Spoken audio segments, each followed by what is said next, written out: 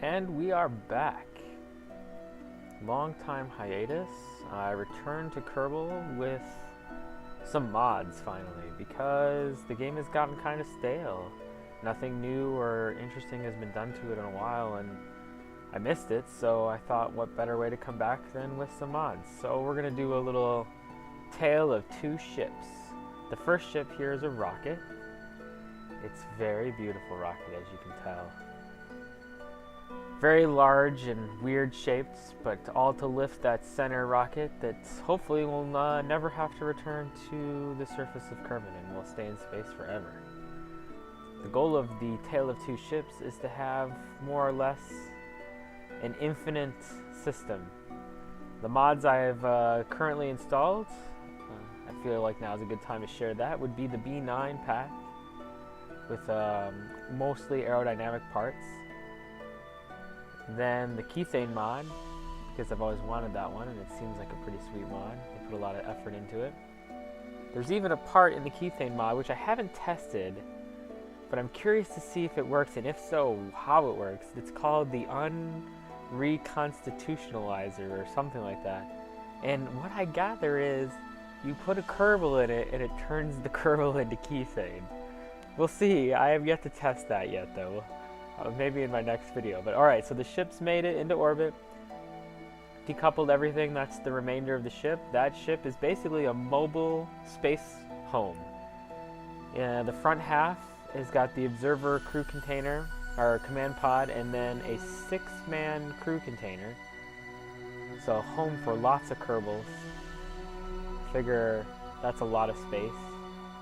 It's also got 3 gray tanks of 1,440 liter fuel.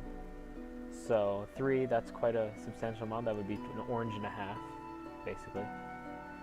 But I haven't unlocked the orange tanks yet in this build, so I'm just kind of bumping up my orbit right there, using a little bit of fuel. You'll notice there on the engines I have 2 Kethane receptacle tanks. I don't know, I thought that might be a good place for them to store some Kethane. Because my theory is you can turn the Kethane into the fuel you need, so if I have some extra storage, I won't know, maybe I'll need more mono, maybe I'll need more liquid, or maybe I'll need more xenon gas, because that ship has the other mod, I forgot to say. Kethane, B9, and then I got the electric engines pack. Which, the engines in that pack, it turns out, won't even be as good as the ion engine after they buff it in the next patch. The NASA mission pack. Alright, here's the second ship in the Tale of Two Ships. This is a Spaceplane. The first one was a rocket, second one is a spaceplane. This spaceplane is equipped with everything the second half of the ship would need to maintain flight for eternity, or as long as there's Kethane to be found in the galaxy. This ship has pretty much everything. It's got the 2-man command pod that looks really cool, the jet fighter looking one. It's got 1 gray tank. I am not making this up. I am going to take all of the stuff that this ship carries into orbit with 1 gray fuel tank. And that includes a 2-man crew pod, all of the sensors and scientific equipment that you need, the goo container, the experiment, the exposer, the sensors, the atmosphere, every kind of scientific tool. The scientific lab you can see is on the back there, the caboose on my little ship. And 2 Kethane miners, a Kethane tank, and a Kethane processor. So everything that I would need. I probably put too many things on the space planing. I probably should have put more things on the rocket, but I just really got carried away with this plane. I really like this plane is almost autonomous. It doesn't have enough fuel in its tank to go anywhere really. I mean, it could go from like the moon to Minimus, and like probably the Minimus to Gilly, but probably no further than that. The tank's just not big enough. But with the other half of the ship, it can support more crew. They have more space to stretch their legs, plus they have 3 huge gray fuel tanks. So almost unlimited range. That could make me jump from the Kerbin system to the Duna system easily to find more Kethane, and then from there to Joule. I mean, literally, with this setup, this ship could make it anywhere with enough stops to refuel on moons and such. And that was kind of the plan. I mean, I would love to have it to be an all-in-one plane, but I haven't gotten that far yet. Right now I'm still burning from the, I've still got 2 of my 4 turbojets going. I turned off 2 to conserve fuel because I want to keep them burning as long as I can, and there's not enough air to run all 4, so I'm just running the 2 as long as I can. Here you'll see the ship starts to tilt to the left a little bit, and that's from the air running out and the 2 jet engines start to burn inconsistently. So when that happens, I'm going to fire the forward rocket engines to balance out the ship. There it goes, right there. Those are my pivoting rocket engines I have mounted next to the air engines, the jet engines as they were. Alright, now I'm going to probably pump those jet engines as much as I can just to get as much thrust out of that fuel as I can. Because if you look, I have more fuel than I have oxidizer because I started with less oxidizer because I knew I wouldn't need it all. And I figured I could refuel. I am going to refuel on the moon, so this is all just about getting into orbit and docking with the other half of my ship. I call it Infinihim, Infiniher. The space plane is Infinihim and the spaceship is Infiniher. The plane will have to be responsible for the landing on the surfaces of any bodies and the Kethane mining. So this whole ship will be the biggest piece will move around. That includes the science lab, all the scientific equipment.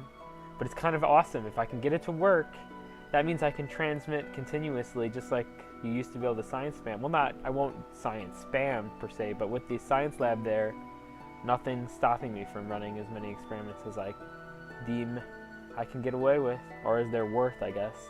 I still have quite a few things to unlock. I still haven't gotten the mainsail engine. I still haven't gotten the orange fuel tanks. Also, you'll notice I don't even have the turbo from the B9 pack, the turbo air intakes, the ones that are really good for high altitude. So if I had those, this plane probably would have flown even better. I might even fire those jet engines even longer and not gotten the flame outs.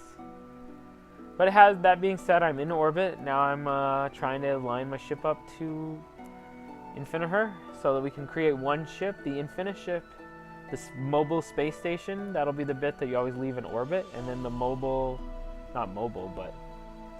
the part of the ship that does all the work, the science work, and this is the working horse of the whole system. Another system is basically storage, Kerbal storage and fuel storage, and electricity production. Most of my electricity production is on the main ship, and that's because all these mods, most of that stuff is heavy electricity. Just the scanner alone to scan for Kethane is quite energy intensive.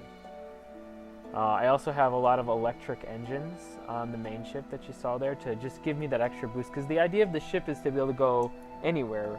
It's hard to contend. It's not about speed. It's more about, it's almost like a star yacht. It's a modern version of a star yacht because it breaks apart into 2 pieces. But yeah, there is space enough on this ship. If you count the 2 spaces in the science lab, then I got the 2-man cockpit, the 6-man crew container, and then the 1-man cockpit in the observer command pod. That's enough spaces for 11 Kerbals, and this mission will only have 5. So they have a lot of room to move around.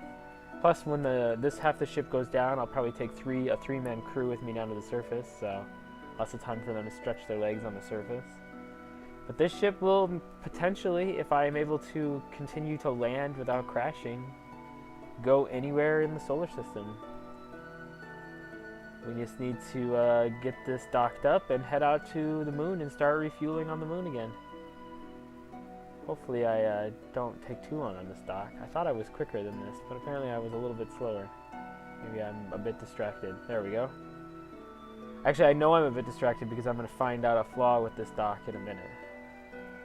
When we start our burn to the moon. Right now I'm doing all the checking everything, make sure nothing smashed, and then getting all the panels out, make sure everything's working the way it's supposed to. Just doing a systems checks.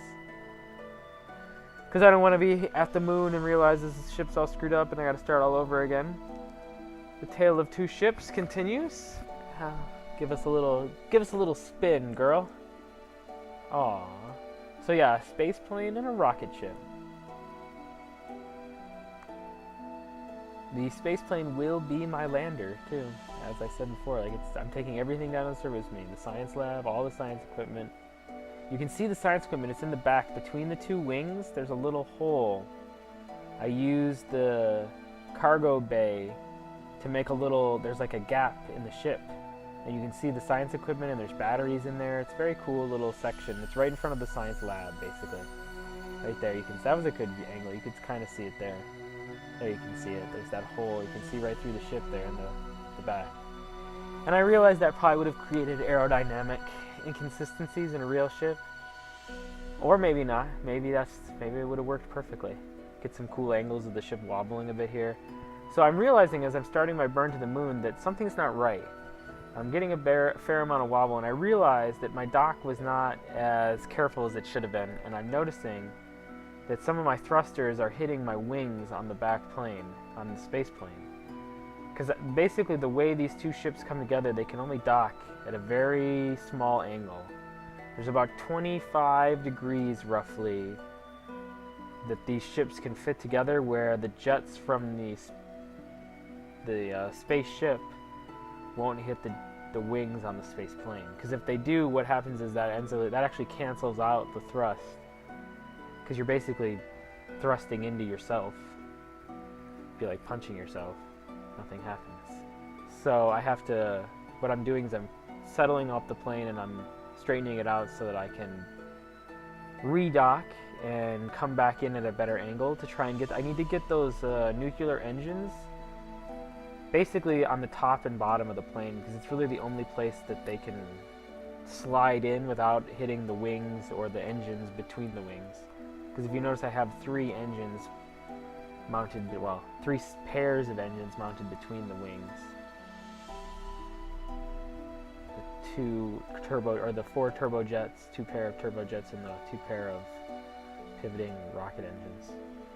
And then the one nuclear engine in the back, that's the only one. Alright, so I pulled it off, and then I re-snapped it in. Now I'm checking it, looking it down the hull. Now I'm going to fire it to see if I get any wobble. Nope, seems to be pretty straight now. You can see the rocket's now more going across the roof. Basically now it's fitting together perfectly, so I'm not getting that flames over my... It's probably off by about 5 degrees now. I could fix it again, but to be honest, it's good enough. It's working. I just need to get to the moon and then I decouple and go down to the surface anyway, so... Yeah, you can see there's the ion jets. Each one of those is called a... I can't remember the name of the jet, but it produces about 2 newtons of thrust, each little one. But it consumes a huge amount of xenon gas compared to the ion ones that are stock. So you're definitely punished. That's why I mean to say that they're less efficient than the ones that will be in the next expansion. So alright, I'm doing my moon capture. Next episode, we see if I can land the whole space plane on the surface of the moon to mine some kethane and refuel. Tune in.